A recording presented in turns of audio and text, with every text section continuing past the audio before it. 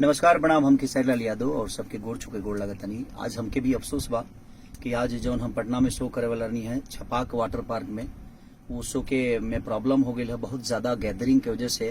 प्रशासन कोरोना के नजर रखते हुए वो शो के बंद करा दिला सब। हम पटना में आके भी और हम अपने जनता से ना मिल पानी, हमके भी अफसोस बगे कि हम अनी और केहू के मनोरंजन ना करा पानी।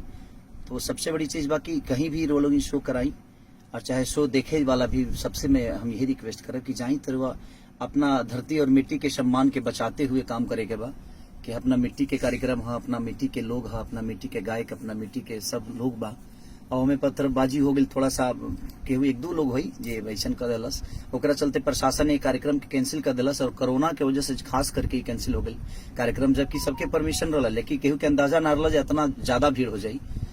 तो हमें के भी अफसोस बा, लेकिन घबराई मत, हम शो करब रोलन के बीच में और रोलन के आशा पर पानी ना फिरी। हम जरूर आए रोलन के बीच में और रात भर जितना रोलन कहब उतना खेसरिया वो सबके प्यार और आशीर्वाद में नाची गाई।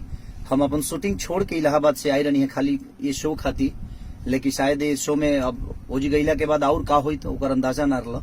एक वजह से इस के प्रशासन ही कैंसिल कर दिला। एमे जकर्ता के कोनो फॉल्ट नहीं खे, परमिशन के मिलला के बाद शो के आदमी कहले रहे कि हाँ परमिशन मिलला के बाद ही शो हुई। अब परमिशन मिलल भी रहा, लेकिन सब केहू के अंदाजा ना रहा कि इतना जनता आ जाइए और इतना लोग भगवान स्वरूपी जनता आ जाई और ये कार्यक्रम के कैंसिल करे के पड़ी। तो कोरोना के मद्देनजर रखते हुए प्रशासन ने कार्यक्रम के कैंसिल कैले बा। एमे केहू ये करता जे करावे ला ओकर कोनो दोष नहीं खे।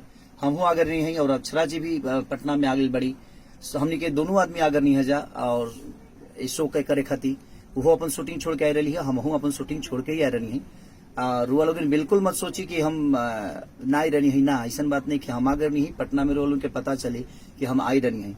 लेकिन अब का वजह भइल कि कोरोना में इतना भीड़ हो गई कि प्रशासन के कार्यक्रम के रद्द करे के पड़ल।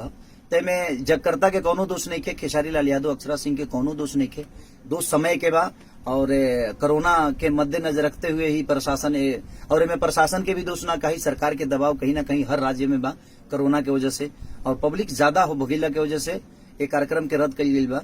तो वो लोग प्लीज घबराई मत और केहू से बदतमीजी के लगे जरूरत नहीं है। सब लोग रह सबके आपन बाबे और इनमें करावे लगे कोनो दोष नहीं है।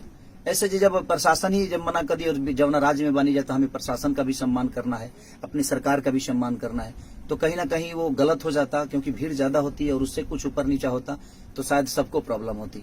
इसलिए आप भी सुरक्षित जाइए अपने घर और अपने सुरक्षित घर पे रहिए और लोगों के और अपने बच्चों के प्यार में रहिए। Love you all.